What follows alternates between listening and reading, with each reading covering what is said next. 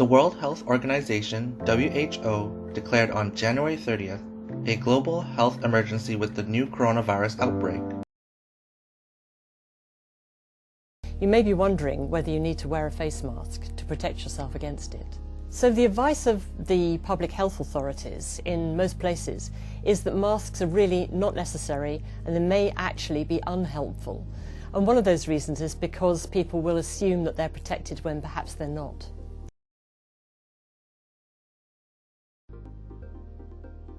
The coronavirus family are airborne viruses, so we know they are spread through the air by people coughing and sneezing. And the droplets can either be inhaled by people who breathe them in, or they can...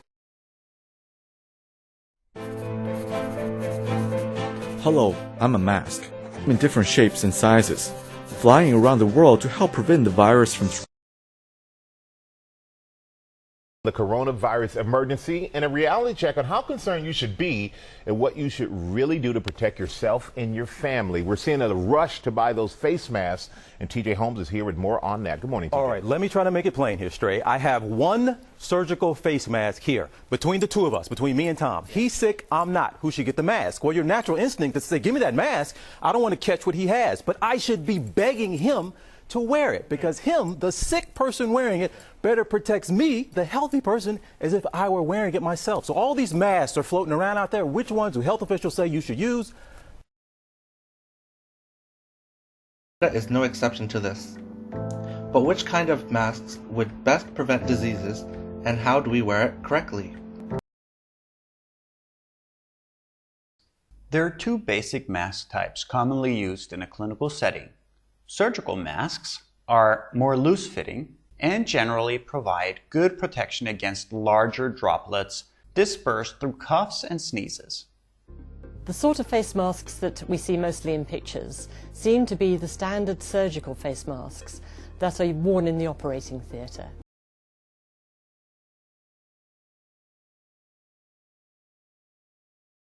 According to medical experts, surgical masks are used as a barrier to protect the user from splashes or droplets of body fluid due to coughing or sneezing, thereby reducing the risk of spreading germs to others.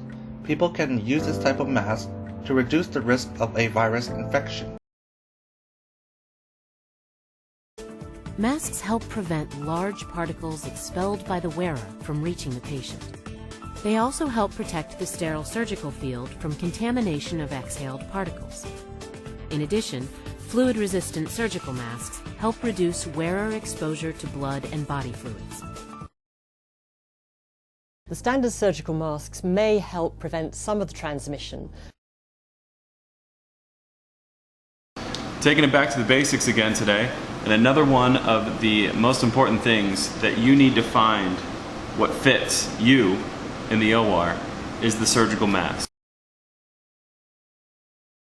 You got to find what fits well, what is non-abrasive to your skin, and what doesn't fog up your lenses. Let's get through it.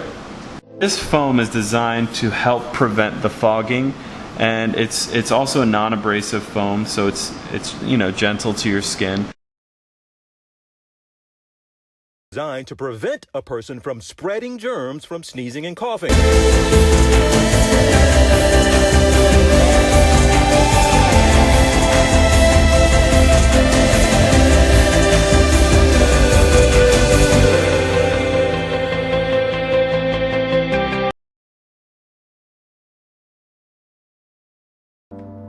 Virus fears triggered a run on protective masks, and everywhere we go, surgical masks and N95 respirator masks are quickly sold out in many countries around the world.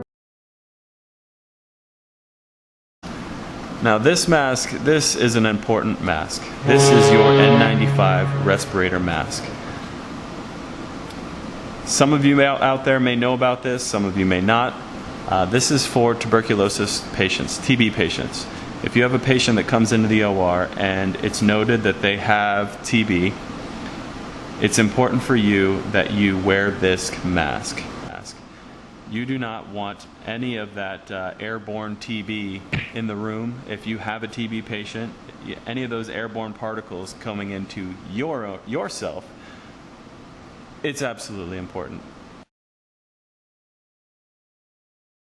Super uncomfortable to wear this mask. And if you have a TB patient, it is painful being in that case, and I hope it's not a long case.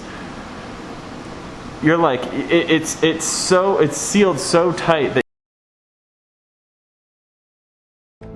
N95 Respirator masks are designed with more effective filters to protect the wearer from small particles in the air that may contain viruses.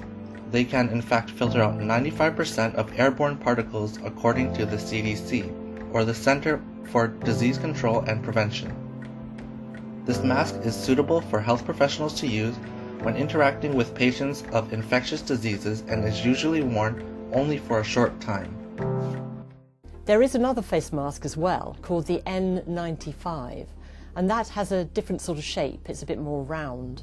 N95 respirators, which form a tight seal around the nose and mouth, protect better against small aerosolized or airborne particles and are therefore considered the best type of protection against SARS-CoV-2.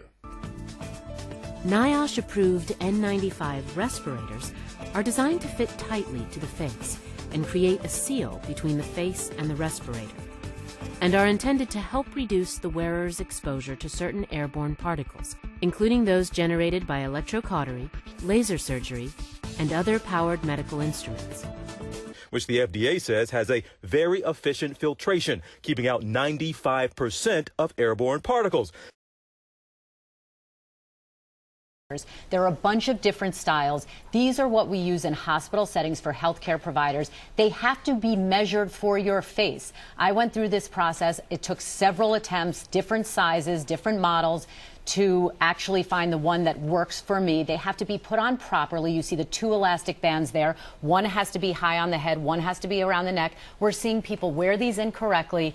These are not for lay public use. I know it drives you crazy when you see the Masks should be for the healthcare workers.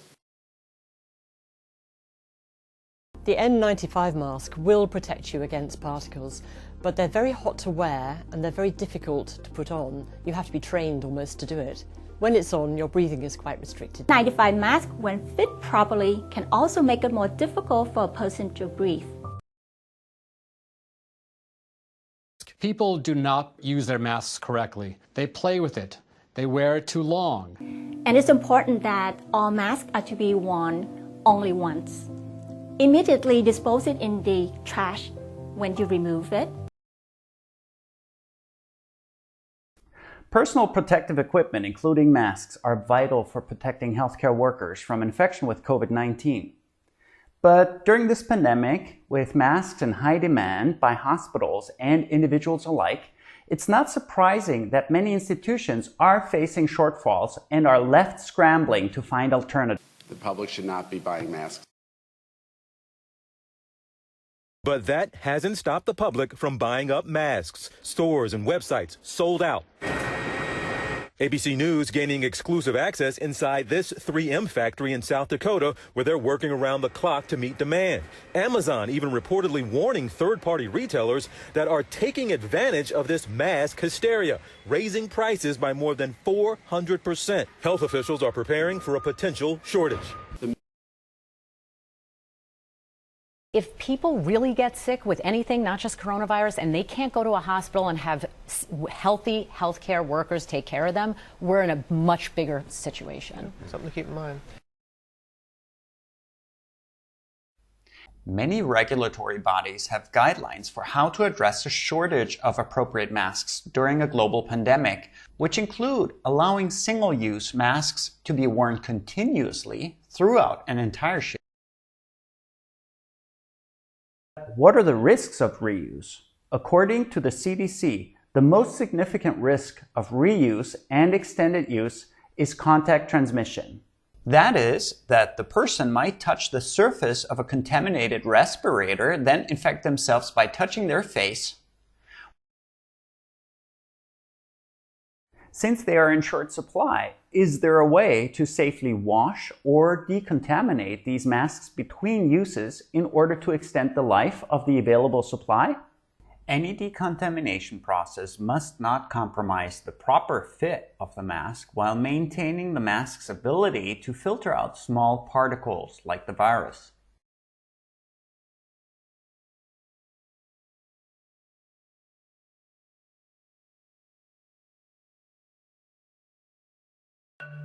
How do respirators and face masks prevent harmful particles from getting into your lungs? And what makes them more or less effective at doing the job they're designed for? Face masks and their higher performance cousins, respirators, are designed to prevent users from inhaling harmful airborne particles, whether these are dust particles or pathogen-carrying droplets. But the physics behind how they work is not necessarily that obvious. It's tempting to think of the filter material that respirators and face masks are made of as a microscopically fine sieve that physically blocks small particles from entering your mouth and nose. Unfortunately, the science isn't quite this simple though. The materials that commercial respirators and face masks are made of usually consist of tangled mats of fine fibres. These create convoluted pathways that the air you inhale has to pass through, along with any particles and droplets being carried along by it. For particles big enough to be seen by the naked eye, these fibrous mats actually do behave a little like a sieve by physically blocking them from getting through, but this is pretty much where the comparison ends. This is actually good news, as a sieve that was fine enough to physically block the particles that you can't easily see, and the ones that are often the most dangerous, would be near impossible to breathe through. For many of these particles, it's their inability to follow the convoluted pathways through the filter material that leads to them being captured. To get a handle on this, imagine a car speeding along a winding road. The car fits easily on the road, but if it's going too fast, it won't be able to navigate the bends, and you just know that at some point it's going to crash. It's the same for small particles speeding through a filter. As the air twists and turns, the particles can't keep up, and ultimately they end up crashing out and being caught. Because of their inertia, which, just like the car, depends on how massive they are and how fast they're going, they can't stay the course. But how about the smallest, lightest particles, those that can easily slip along the winding path the air takes? Amazingly, these are also captured efficiently by a well-designed filter material, but the way they're captured is very different. Because really small particles have so little mass, they dance around as they're bombarded by the air molecules surrounding them. And as they dance, they end up colliding with and being captured by the material the respirator or face mask is made of. Because of the way diffusion-based capture like this works, the finer the fibres are that the material is made of, the more effective they are at collecting these fine particles. So much so that some filter materials are made of a web of incredibly thin fibres that are held in place by a mat of much coarser ones. And then you have the middle-sized particles, the ones that are too small to be captured because of their inertia, but too large to be captured through diffusion. These particles are usually a little smaller than 1/100th the width of a human hair, and they are the hardest to remove. This is why respirator and face mask manufacturers test the efficiency of their products with particles in this size range, those particles that are just the right size to slip through and make it to the other side. In a well-designed respirator or face mask, layers of non-woven materials create sufficiently convoluted pathways that the vast majority of these middle-sized particles are removed from the air. But for a respirator or face mask to be effective, it also needs to allow the user to breathe freely. Pack the fibres too tightly and not enough air can flow. On the other hand, pack them too loosely and most of the particles just pass straight through. To make matters worse, because airflow follows the path of least resistance, the smallest hole or gap in a respirator or face mask can lead to it losing most of its effectiveness. This is why it's so important to have a good seal between a respirator or face mask and your face. It's also why wearing one if you have facial hair is not that effective, as it's impossible to get a good seal. This tendency for air to take the path of least resistance also means that some materials are much better than others at filtering out particles from the air. For instance, woven materials are not that good at it. The individual fibers within the threads are far too tightly packed together to allow air to flow between them. And the holes between the threads mean that a single sheet of woven textile quite literally does leak like a sieve. Of course, it's possible to create makeshift face masks with woven materials, but they tend to be somewhat inefficient. Unless that is, you use multiple layers of material, or you combine woven materials with an unwoven one like felt or even disposable floor dusters. The bottom line is that effective respirators and face masks work, not because they act like sieves, but because they use the physics of airborne particles to capture them while allowing the wearer to breathe freely. That is, as long as they don't leak. Now, how do we know whether this mask is working or this mask is not working? What's the differences between inside the mask? Now, as I open up, there will be 3 layers of mask. Like this piece, there's the filter, and the middle one. There's this little piece of filter that blocks the water and the germs. Now, how do we test whether this mask is waterproof? You have to see the surgical masks always are able to block the water from seeping through. Now, this is a dry piece of tissue. I'm going to take this mask here and pour a little bit of water.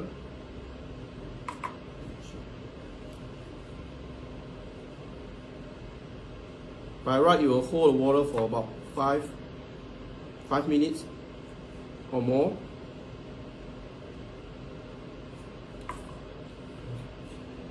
See, the water actually floats on the mask. It doesn't seep through. See the tissue?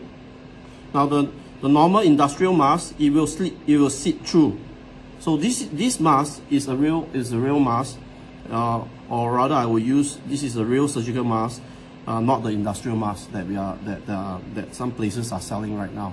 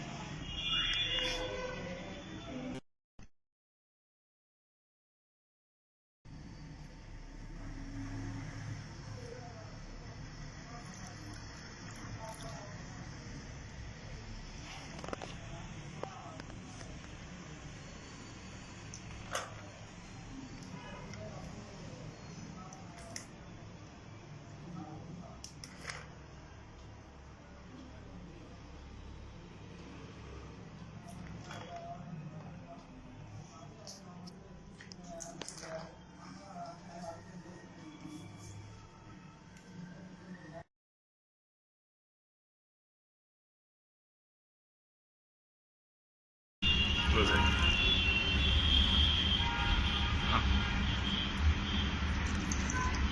Okay. Okay.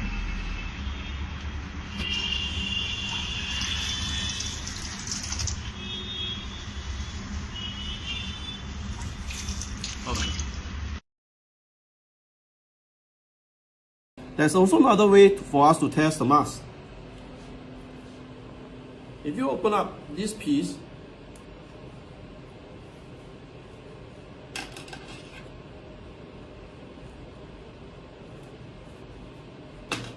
this middle piece, it wouldn't burn so easily. I'm going to show it to you.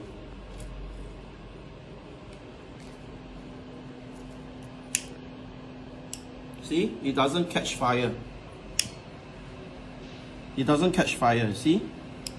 So if you do the steps correctly, you'll be able to see this is a real mask, or this is an industrial mask, or this is a medical surgical mask. Now, right now, this is a real surgical mask that is used in the hospital, and it's very important that, as you know, water doesn't seep through, the middle piece does not burn, and this is a little bit more tickle a little bit that you can feel.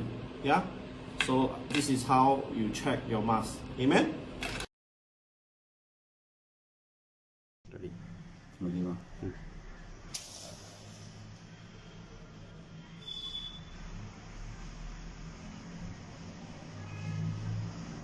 Okay.